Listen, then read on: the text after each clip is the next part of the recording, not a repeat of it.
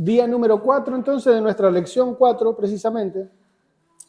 Dios los invita, o nos invita más bien, a que nos unamos nosotros a Él.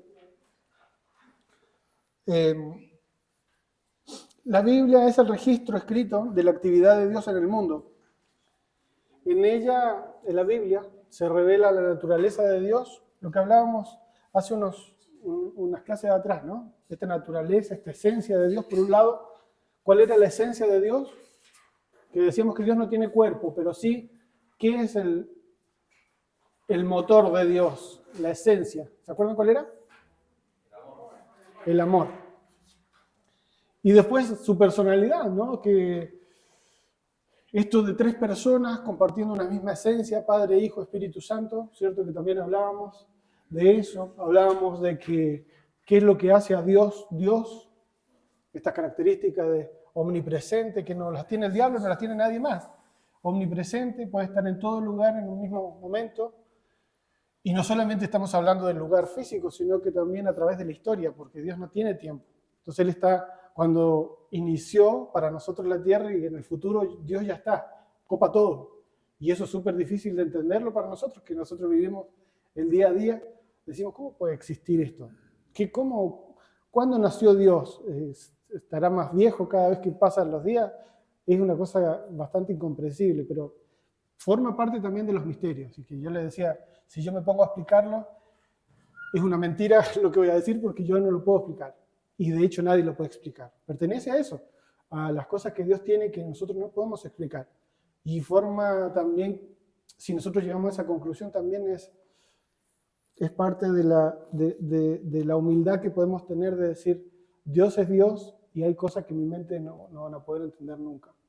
Entonces por ahí, a veces cuando se ponen a discutir de estas cosas son como pérdida de tiempo en el fondo, porque nunca se va a llegar a saber hasta que nos conozcamos, hasta que lo veamos cara a cara. Y ese debe ser nuestro anhelo, ¿cierto? Hace un tiempo, Ricardo, que no está acá, andaba con esa palabra varios días, lo repetía, esto de amar su venida. Debemos amar su venida. Y es cierto, la palabra lo dice. Amar su venida, pero porque tenemos tanto anhelo de conocerlo, de mirarlo cara a cara, de entender todas estas cosas que no entendemos, que amamos su venida. Esperamos que Él venga pronto. ¿Cierto, Matu? Que Matu dice, no quiero que venga todavía. Me quiero casar. No dijo que quería casarte, pero...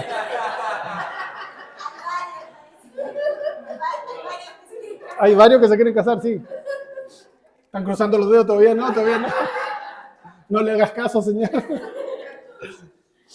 Pero bueno, esas cosas nos ayudan a nosotros a tener esperanza, ¿no? Vamos a entender al Señor. Queremos el cielo, pero no estamos para apurarnos. Claro, que se tome su tiempo nomás el Señor. Pero esperamos su venida, queremos conocerlo, queremos estar con Él cara a cara, ¿cierto? Y esa es una bendición.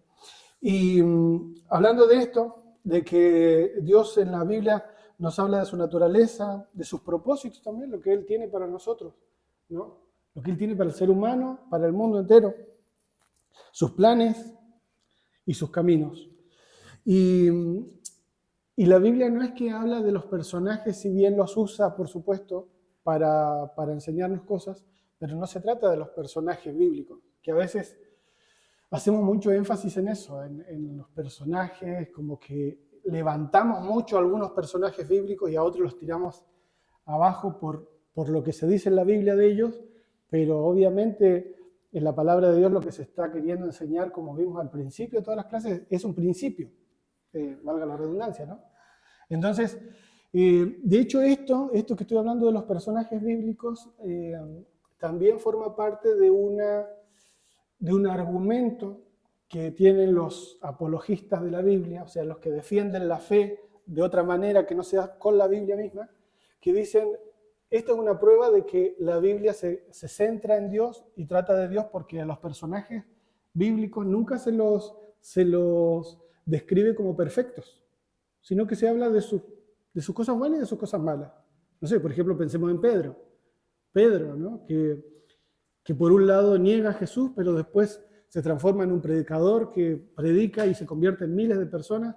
O sea, no se hace énfasis en que Pedro era perfecto y en que no se equivocaba nunca, no. Lo bueno y lo malo de Pablo y de Abraham y de Jacob, ¿no?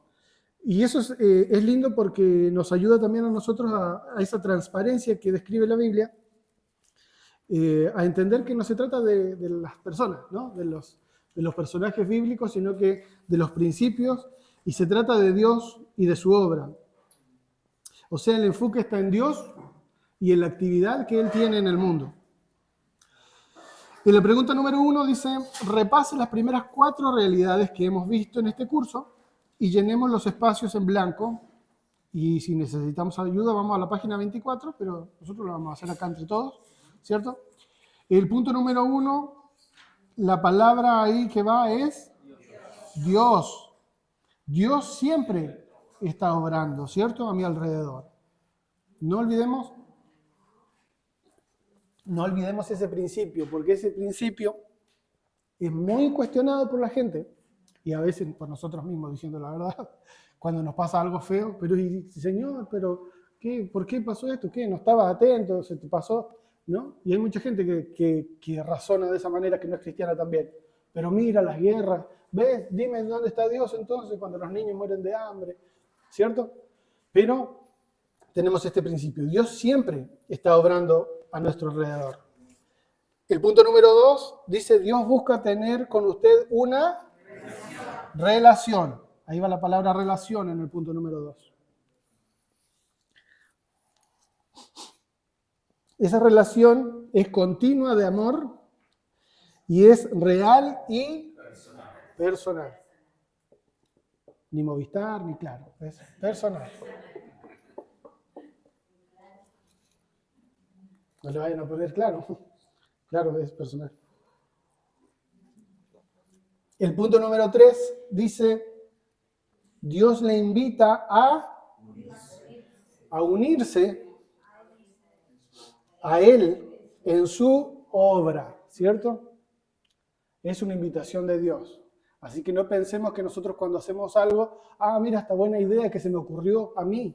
No, el Señor está obrando y Él te invita a través de diferentes cosas, te habla y te dice, mira, estoy haciendo esto, ¿quieres? Tú dices sí, no. El punto número 4 dice, Dios habla por el Espíritu Santo. Son 2 palabras que hay que rellenar ahí, así que Espíritu Santo van en esas líneas. Y después dice, también a través de la Biblia, la oración va en ese punto ahí. Después de Biblia, en la línea va oración. También nos habla a través de la circunstancia y la iglesia. Es decir, a través de nuestros hermanos, ¿no? De las personas con las que convivimos, con las que estamos juntos. Para revelarse a sí mismo, revelar también sus propósitos y sus caminos al final.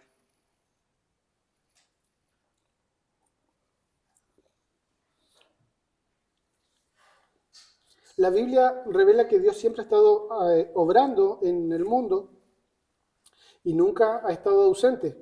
Cuando leemos la Biblia estamos leyendo de la actividad redentora de Dios en nuestro mundo. Vemos que Él eligió tomar la iniciativa de incluir a las personas en su obra. Él escoge obrar por medio de ellas para realizar sus propósitos. Por ejemplo, cuando Dios estaba listo para juzgar al mundo, ¿qué pasó? Vino a Noé. Iba a hacer algo y lo iba a hacer por medio de Noé, ¿cierto? Está Noé ahí en el desierto. El Señor le dice que se ponga a construir un arca, un barco en el medio del desierto, una locura total, por supuesto, en un lugar donde hacía años que no llovía, y Noé construyendo un barco inmenso porque va a llover. Cuando Dios estaba listo para formar una nación, ¿vino a quién? A Abraham.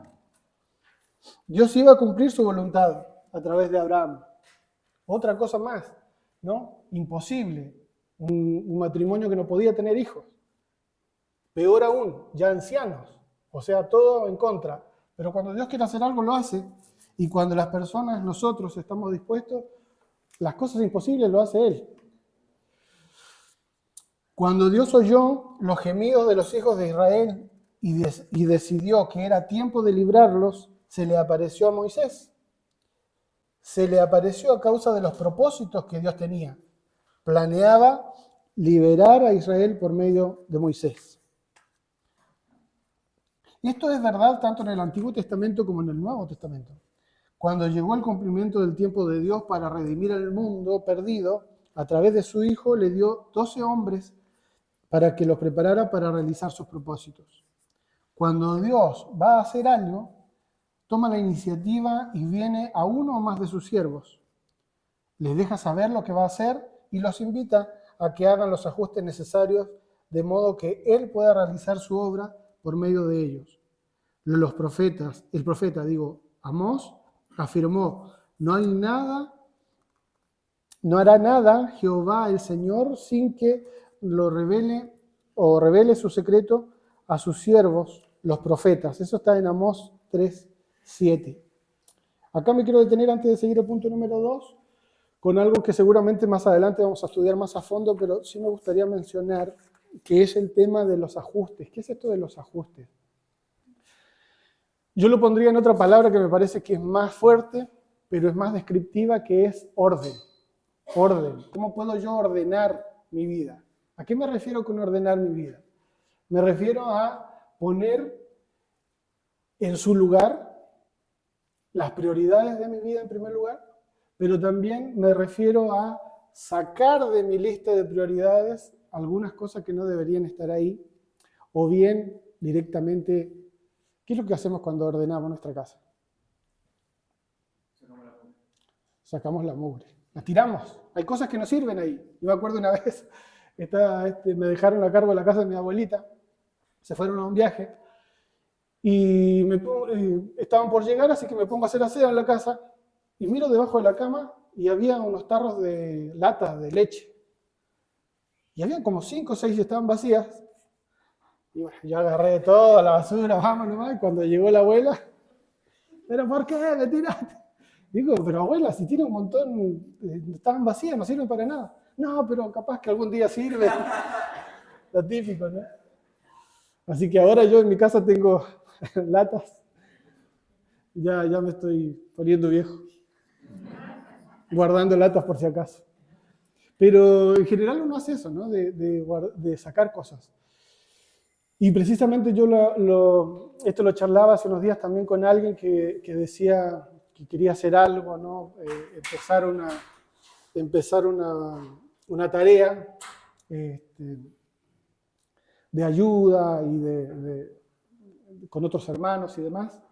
Y yo le decía esto fíjate que está bueno, pero también está bueno ver qué es lo que tenemos que hacer, si es que tenemos que hacer algo nosotros como para ordenar.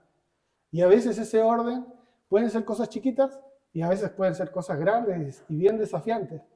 Y yo digo que a veces Dios también nos usa, o sea, nos lo estoy poniendo como una regla de que si tú no haces esto, Dios no te va a usar para hacer otra cosa. Porque yo creo que Dios puede hacer lo que Él quiera. Y de hecho, Él a veces usa gente que ni siquiera es cristiana, que no ha entregado su corazón al Señor para hacer cosas, ¿cierto? Pero acá no se trata de eso, sino más bien se trata de nosotros, de nuestra respuesta de amor de nosotros hacia Dios.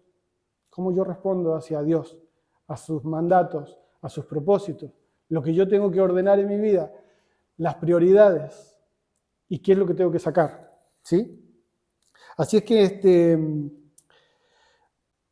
Dios primero nos invita, pero después tenemos que hacer nosotros esos ajustes, le llama acá el autor, y yo hablaba la palabra orden porque me parece que por ahí a veces nos puede ayudar más, para que el Señor pueda hacer su obra, ¿no? Por medio de nosotros. Vamos al punto número 2. Las preguntas ahí dice, escriba con una B si es verdadero o una F si es falso, según corresponda en la afirmación que sigue. Así que le ponemos F o B, de corta, ¿no? La 1 dice, Dios creó el mundo y luego lo dejó andar por sí mismo. o lo echó a andar a sí mismo. Eso es falso, porque Dios creó el mundo, pero Él siempre está interviniendo en todo lo que sucede. Así que ahí va la B. Perdón, la F. Estaba mirando la número 2, que dice, Dios no está ausente, está obrando de manera activa en el mundo. Y esa era la verdadera, exactamente. El punto número 3 dice, las personas realizan la obra de Dios seleccionando por sí mismas lo que, al otro lado de la hoja, lo que les parece bueno y haciéndolo. ¿Qué les parece? ¿Verdadero o falso? Esto es falso, ¿no? Nosotros no tenemos la capacidad esta de decidir qué es lo bueno y qué es lo malo, y menos de hacer lo bueno, porque cuando sabemos qué es lo bueno y lo malo, siempre hacemos lo malo. La número 4 dice, Dios involucra a las personas en su obra. Verdadero. Y el último punto, número 5, dice, Dios toma la iniciativa para incluir a las personas en su obra. Eso es verdadero, ¿cierto? Bueno, y después están las respuestas ahí, que dice que las afirmaciones 2, 4 y 5 son verdaderas y solo y las otras son falsas, ¿no? La 1 y la 3.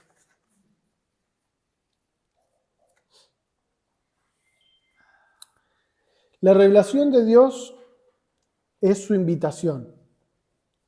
Tal vez nosotros nos preguntamos, bueno, pero ¿cómo es que Dios me hace esta invitación? Nunca lo he escuchado. Nunca he leído una carta de una invitación específica. ¿Cómo nos invita a Dios para que nos involucremos nosotros en lo que Él está haciendo?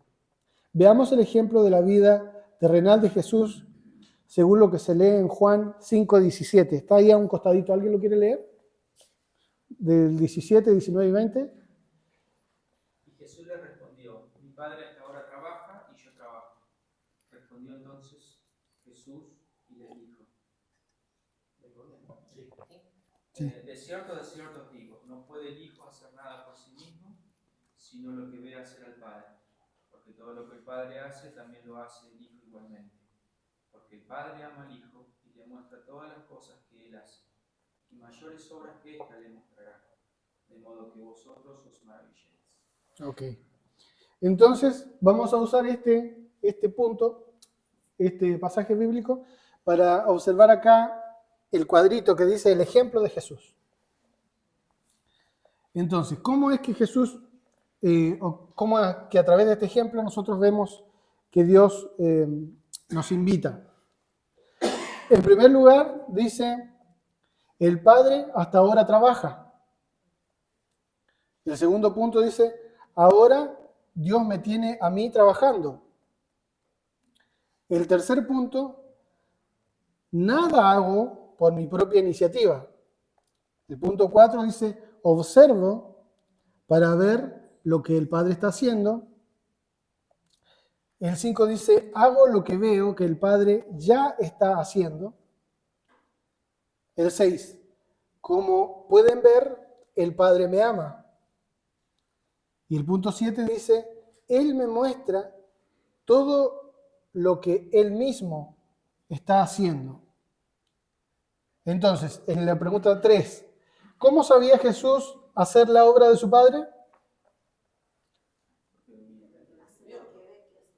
Observaba. La pregunta es, ahí la palabra es, observaba lo que hacía el Padre.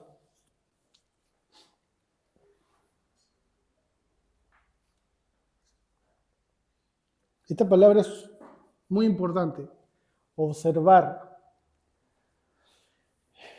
Porque a veces, incluso yo digo, podemos tener hacia adentro, nosotros podemos pensar que tenemos buenas intenciones. Y a lo mejor puede ser, no necesariamente no, pero una cosa es que yo tome la iniciativa de querer hacer algo, y otra muy diferente es que Dios ya esté haciendo algo y me quiera involucrar a mí para desarrollar otra cosa. Son dos conceptos y dos tareas bien, bien diferentes. ¿Por qué? Porque al momento que yo tomo la iniciativa, yo estoy haciéndome cargo de, mira, la idea que se me ocurrió, o sea, ya de entrada yo me estoy autopromoviendo como el creador de esa idea. Pero cuando hago eso, estoy diciendo también, no lo estoy diciendo explícitamente, pero sí lo estoy diciendo implícitamente que a Dios no se le ocurrió. Estoy diciendo, mira Señor, se te pasó este detalle, pero yo te voy a ayudar acá en esto que se te olvidó. En el fondo es eso. Cuando yo tomo la iniciativa de querer hacer algo. Una cosa muy diferente es cuando Dios está haciendo algo y yo primero me detengo y observo. Y ese observar tiene que ver con, yo creo que con dos cosas. Una, con mirar, con atención, o sea, guardar silencio y mirar, pero otra también, buscar que Dios me hable. Y eso lo tengo que hacer a través de la oración. Señor, ¿cómo puedo yo obrar de acuerdo a lo que tú quieres que yo haga? ¿Dónde quieres que yo vaya y dónde quieres que yo actúe y qué es lo que quieres que yo haga? Eso es una cosa diferente a venir a plantarme acá y decir, yo quiero hacer esto porque a mí me hace bien, porque yo lo disfruto y bueno, y si resulta bien, que resulte bien, y si no, no importa, porque... Y lamentablemente a veces en los, ¿cómo se llama? En las actividades, incluso de la iglesia, a veces lo vemos así como una... A mí me hace bien, como una distracción, ¿no? Como un hobby, digamos. No, yo voy a la iglesia porque yo estoy en este grupo de no sé qué porque me distraigo y no estoy tanto en la casa. Esa es una manera de hacerlo. Pero otra manera es decir, Señor, ¿yo qué puedo hacer acá? Con esto que me diste, que son mis talentos, mis dones, que algunos tienen más, otros tienen menos, y eso no importa. Lo importante es, con esto que soy, Señor, que tú creaste, porque tú me creaste, ¿qué puedo hacer yo? Esas son mis herramientas.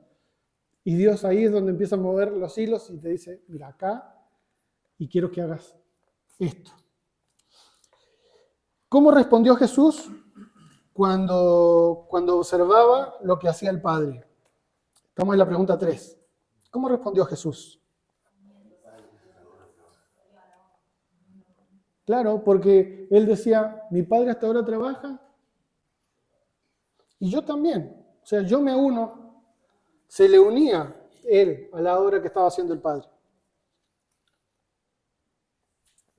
Esa sería la respuesta de la segunda pregunta de ahí, ¿no? Para tener una experiencia personal con Dios, recuerde que Él ha estado obrando en nuestro mundo desde el principio y todavía sigue obrando. Jesús indicó esto en su vida terrenal. Anunció que había venido no para hacer su voluntad, sino la voluntad del Padre que le envió. Jesús dijo que para conocer la voluntad del Padre, observaba lo que el Padre estaba haciendo y luego se le unía en esta obra. El Padre amó al Hijo y tomó la iniciativa de venir a Él y revelársele lo que estaba haciendo el Padre, ¿no? O iba a hacer. El Hijo persistía en observar la actividad del Padre a su alrededor para unir su vida en esta actividad del Padre.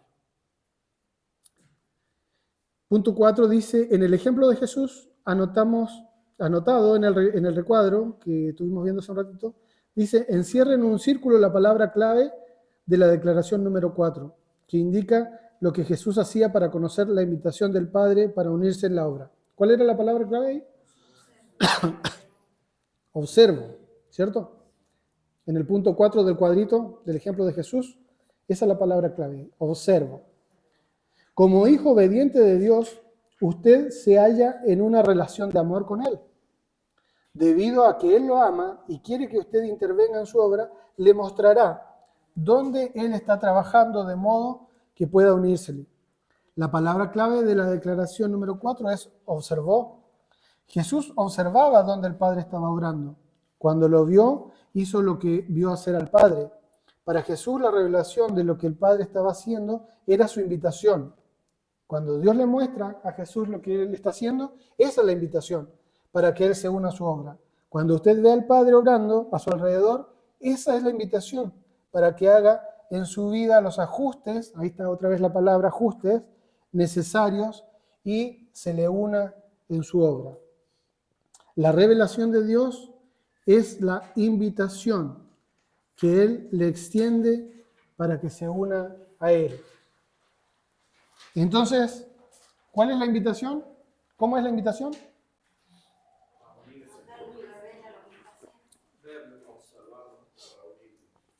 Claro, cuando Dios se revela, esa es la invitación.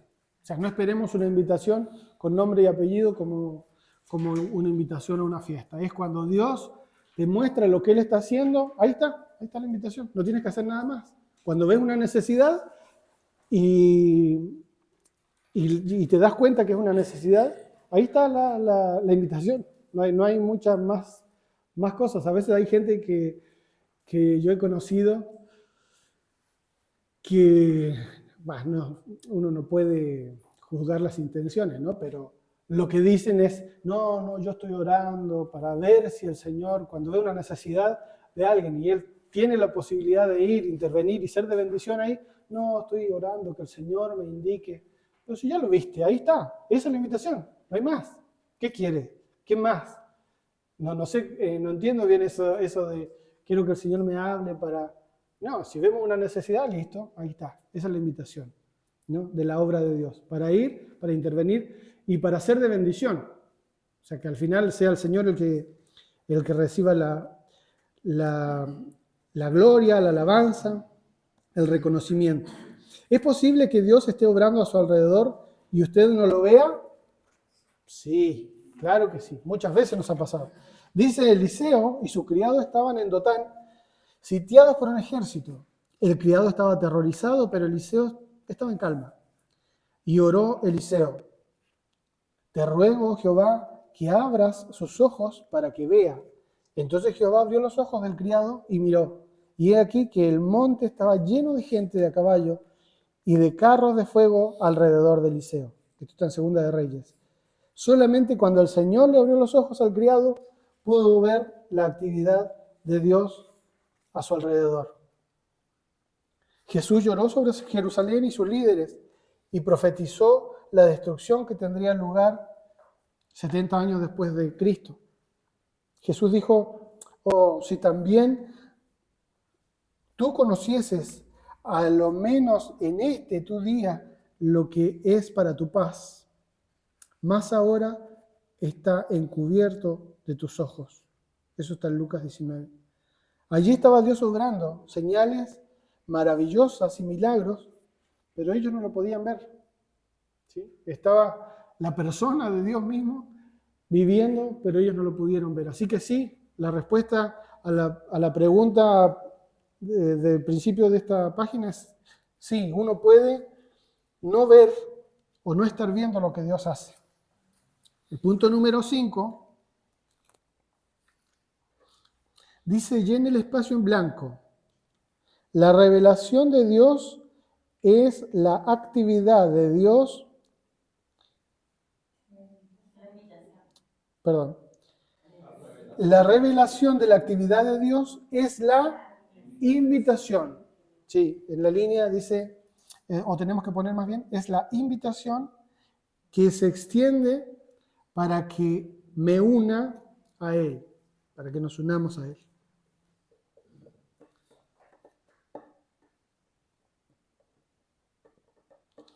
Y en la pregunta número 6, la que viene, dice: ¿cuáles son los dos importantes factores para ver la actividad de Dios a nuestro alrededor? Una relación íntima. En la 1, la relación íntima, ¿cierto? Una intimidad con Dios.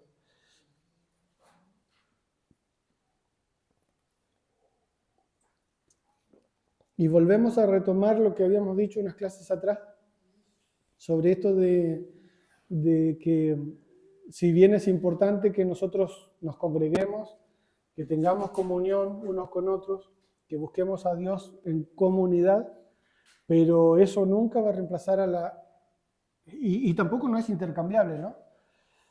A la relación personal que tenemos que tener con Dios. Y tampoco no es posible tener una relación personal con Dios si no tengo una relación personal con los demás. Esto de que yo les contaba que hay personas, o por lo menos yo he charlado con algunos que dicen, no, yo con Dios todo bien, oro en mi casa y demás, no, pero en la iglesia no quiero congregarme, no quiero... Eso es imposible, o sea, si entiendes bien la palabra de Dios, que tampoco es tan difícil esa parte, es amo a Dios, amo a los demás. Tengo una relación con Dios, tengo que sí o sí tener una relación con los demás. Pero una de las primeras, de los factores importantes para que podamos ver la actividad de Dios es esta relación íntima con Dios, ¿sí? Dios me habla, yo escucho, yo le hablo y Él me escucha. Punto número 2.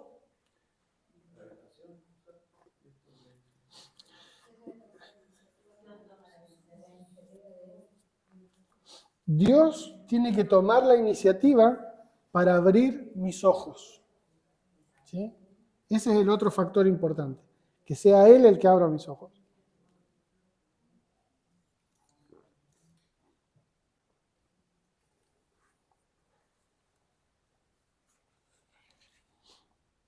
Dios debe tomar la iniciativa, no algo que se me ocurre a mí, como decía hace un ratito, ni tampoco, que también esto lo hemos visto a veces en nuestros círculos cristianos, lamentablemente, que viene otra persona a darte una palabra de Dios, comillas, y hay personas que se ponen a actuar en eso, o sea, no sé, Dios nunca te dijo tal cosa, te vas a ir a África, por ejemplo. Odio a los africanos. No me interesa. Nunca lo pensé y no me gusta viajar, no me gusta nada. Y de repente viene alguien y te dice, vas a ir a África. Ah, sí, entonces ahora voy a comprar mi pasaje, voy a empezar a ponerme las vacunas, porque hay que ponerse vacunas.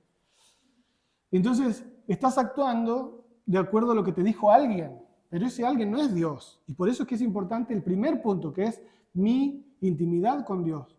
Porque primero Dios te tiene que hablar a ti de forma personal, y después, ¿Dios puede usar a alguien para hablarme? Por supuesto que sí, pero como confirmación.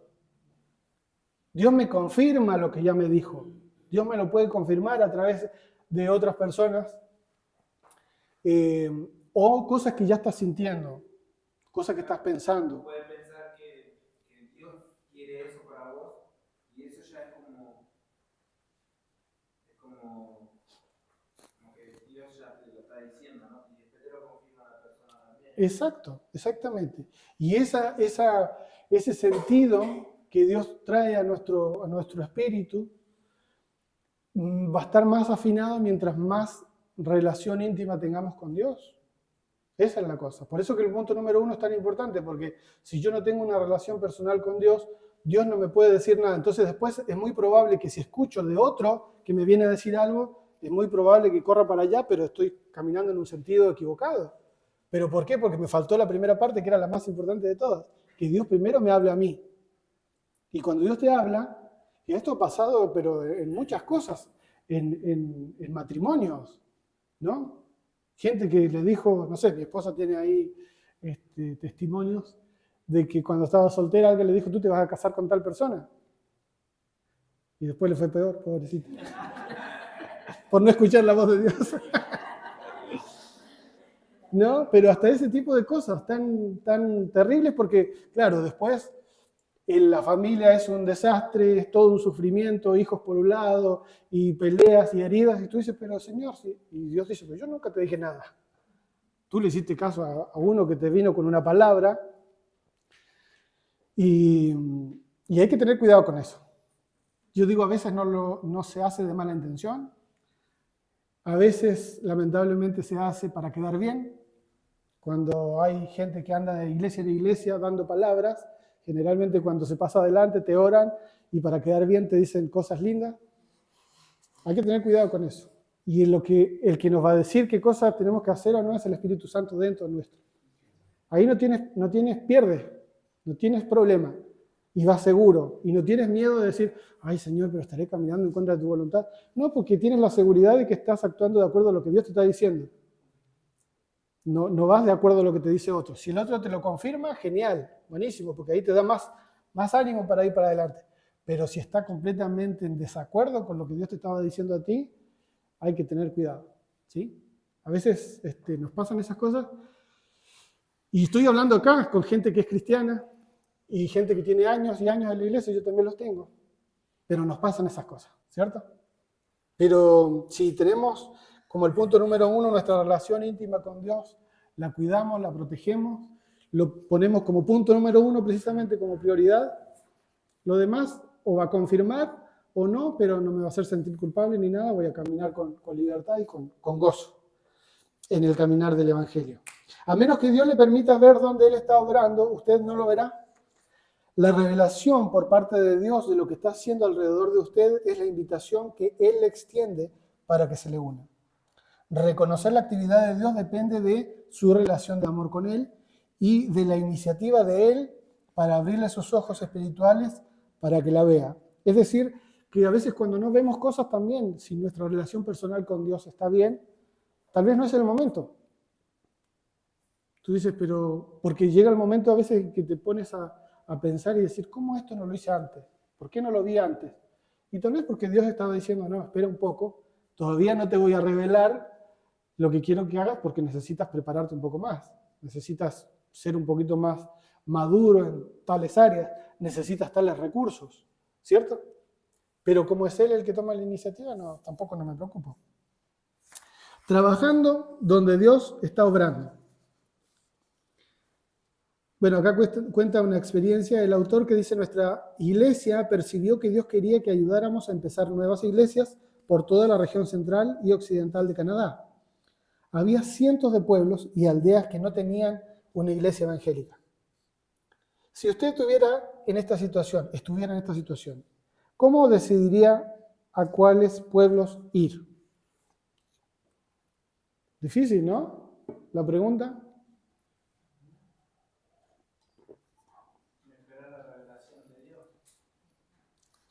¿Cómo sabemos, cómo podríamos tomar la decisión de cuál ir primero, cuál ir después y por qué?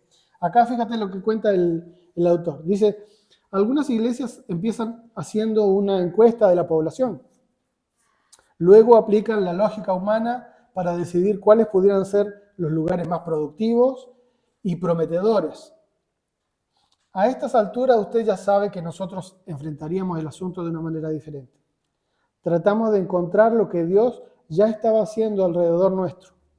Creíamos que Él nos mostraría dónde estaba orando ya y que esa revelación sería la invitación que nos extendía para que nos uniéramos a Él.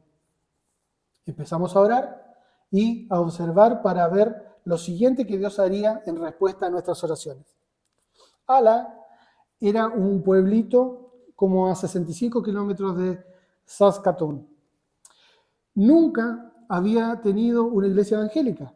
Uno de nuestros miembros se sintió impulsado a realizar una escuela bíblica de vacaciones. Nos dijimos, veamos si Dios está obrando allí. Así es que realizamos la escuela bíblica de vacaciones. En la noche de los padres, al finalizar la semana, le dijimos a los asistentes, creemos que Dios tal vez quiera que empecemos una nueva iglesia en esta ciudad. Si a alguno de ustedes le gustaría empezar un estudio bíblico regular o tal vez ser parte de una nueva iglesia, por favor, pasen al frente.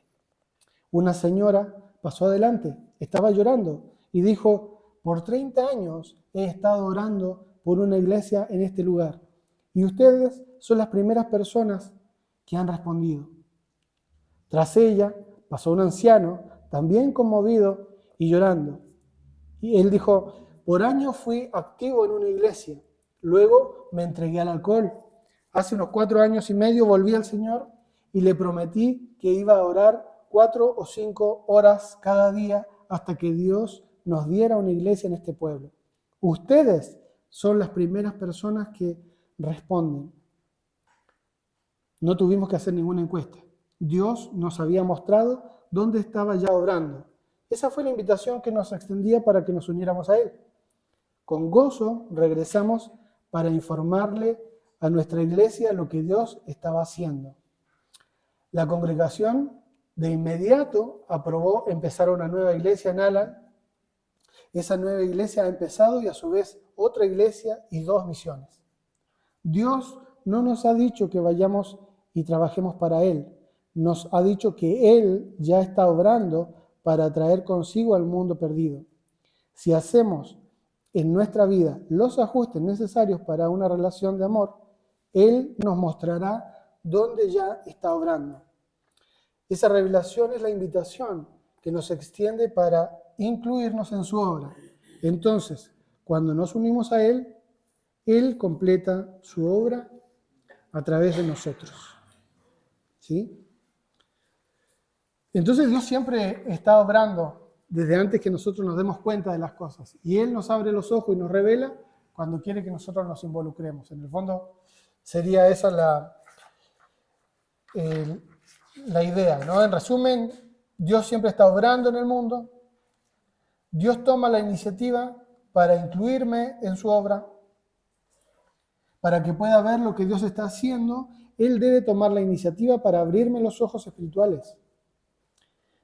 Cuando veo al Padre obrando alrededor, esa es la invitación que me extiende para que haga en mi vida los ajustes necesarios y me una a Él en su obra.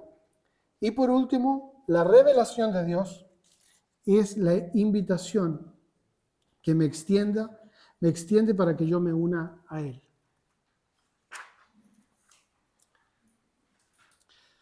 ¿Quién de los que estamos acá, quién ha tenido que hacer algún ajuste en su vida en algún momento por algo que siente que Dios le está mandando a hacer o que le haya dicho, o simplemente para cambiar su vida? ¿Alguien tiene alguna experiencia así? ¿Que tuvo que cambiar algo? Y algo en su vida me refiero a cambiarte de casa, cambiar de hábitos, cambiar de amigos, cambiar de algo específico. No podemos. Es así.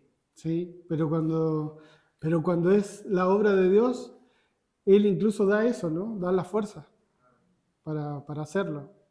El dominio propio es también una característica de los hijos de Dios y un arma que Dios nos ha dado, que a veces no la usamos mucho, pero podríamos. Y obviamente, como todo, se va desarrollando también, ¿no? Como un músculo que se desarrolla. Con esto de los ajustes, me refería a que de repente Dios nos va a pedir, o tendremos nosotros que hacer cosas y por ahí las sintamos un tanto incómodas por un momento, pero al final siempre es para bendición y para algo bueno. Yo me acuerdo, les cuento la experiencia cuando nos casamos con mi esposa. Teníamos que tomar la decisión si vivíamos acá o en México. Yo estaba viviendo en México y ella en Buenos Aires. Y era, ¿qué hacemos? Porque en uno de los dos lugares tenemos que vivir, o en otro, pero alguien va a tener que moverse, ¿no? De un lugar a otro. Y me acuerdo que yo dije, bueno, me vengo yo a Buenos Aires. Yo ya había vivido en Buenos Aires, así que más o menos conocía. Y mi esposa me dijo, no. Ella estaba estudiando incluso, y me dice, no, yo me voy contigo. Nos casamos y yo me voy a México. Si Dios te está usando allá, yo voy y quiero estar acompañándote. Y esa disposición de esos cambios que son fuertes, yo creo que Dios las bendice, porque de otra manera podíamos habernos quedado cada uno en su lugar, ¿no? Y claro, ha sido de bendición nuestro matrimonio, pero también ha sido de bendición que podamos servir junto al Señor y demás. Esos ajustes son los que digo que a veces hay que hacerlos y que parecen bastante radicales, ¿no? Tienes que vender esto, tienes que deshacerte de tal cosa, tienes que dejar de estar con tal persona, tienes que dejar de frecuentar tal lugar, tienes que dejar de hablar de ciertos temas. Esos son los ajustes que a veces tenemos que hacer. ¿Para qué? Para que Dios nos pueda llevar a otra etapa, ¿no? Yo no hablo de niveles como que de importancia, pero sí creo que si nosotros vamos avanzando, a veces Dios nos puede usar en otras cosas más específicas, ¿no? Pero sí requiere que nosotros hagamos cositas. Es difícil que sigamos siendo los mismos. Y de hecho, la palabra lo dice, ¿no? Somos nueva criatura, siempre. Y eso no es solamente para cuando me convierto y me bautizo, sino que es un constante, ¿no? Como decía Pablo, renueven su entendimiento para que lleguen a conocer la buena voluntad de Dios. Es decir, para que Dios se me revele, tiene que estar la mente abierta, renovándose todo el tiempo. No dar por sentado esto, porque incluso hay cosas que para un momento funcionaron y están buenísimas. Yo de repente miro hacia atrás y digo, ¿yo por qué pensaba así en ese momento? Y me arrepiento. Y después a veces veo que sí, que estaban mal pensadas, pero otras veces digo, eso me ayudó. Me ayudó a otra cosa en ese momento. Ahora pienso diferente, pero en ese momento en ese espacio de tiempo fue bueno para mí. O Dios me ayudó. Ahora lo haría de otra manera, sí, lo haría de otra manera, pero ahora soy otra persona. Ya no funciona lo que funcionó en ese momento. Y entonces, todo eso de los ajustes, tal vez es lo más desafiante que tenemos como cristianos. ¿Hasta dónde soy capaz yo de ajustar mi vida, mis comodidades físicas, lo que tengo en casa, lo que hago de mi rutina, pero también mis comodidades psicológicas, mentales? ¿Hasta dónde estoy dispuesto a que Dios me cambie la forma de pensar? ¿Hasta dónde estoy dispuesto a decir, ¿sabes qué? Antes pensaba esto y estaba equivocado? Porque a veces no queremos hacer eso. Confundimos lo que nosotros creemos con la palabra de Dios. Y por supuesto que la palabra de Dios es inmutable, no cambia nunca. Va a pasar el cielo, la tierra y todo, y la palabra de Dios se mantiene para siempre. Pero lo que yo pienso no es la palabra de Dios. Y no es fácil, pero está ahí, ¿qué hacemos? ¿Obedecemos o no? Claro, eso es lo que digo yo. Los ajustes. ¿Hasta dónde estamos dispuestos a llegar por esto que creemos que es la voluntad de Dios? Abraham lo llevó al borde de la muerte de su hijo. Y eso es bastante fuerte de pensar. Porque yo no sé si Abraham estaba seguro de que su hijo no iba a morir. Eso no lo dice la Biblia. Que él estaba seguro que su hijo no iba a morir. Tal vez pensó que iba a morir y que lo iba a resucitar el Señor. O tal vez pensó que iba a morir y iba a quedar ahí. O tal vez sí pensó y dijo, no, yo no creo que el Señor me haga matar a mi hijo. No lo sabemos. Y en ese tiempo era una práctica común. Que, de hecho, de donde sale Abraham, de Ur de los Caldeos, era una práctica común que las personas ofrezcan a sus hijos, los tiren a las hogueras para aplacar la ira y para buscar el beneficio de los dioses. Uno piensa en eso y dice, claro, a Abraham no le pareció algo tan descabellado, lo había visto en su infancia. Ahora, Dios le pide eso, Dios nos pide eso, y entonces, ¿qué hago? O sea, hasta el máximo punto de... Sí, no, ni hablemos. Ganas nos faltan, pero no vienen de Dios. Claro, ¿qué hacemos? Hasta el extremo, ¿no? Pero vemos la vida de Jesús que en sus últimos momentos de sufrimiento, digo de sufrimiento mental, psicológico, del cansancio, del estrés, de saber todo lo que se le venía ahí en el huerto de Getsemaní, y aún así diciendo, cuando dice que pase de mí esta copa y que no sea como yo quiero, me da la impresión de que él está diciendo, a mí no me gustaría pasar por esto. Porque él está diciendo que no se haga como yo quiero, que se haga como tú quieres, Señor. Pero ese es nuestro ejemplo, máximo y difícil de seguir, pero estamos en la lucha, ¿no?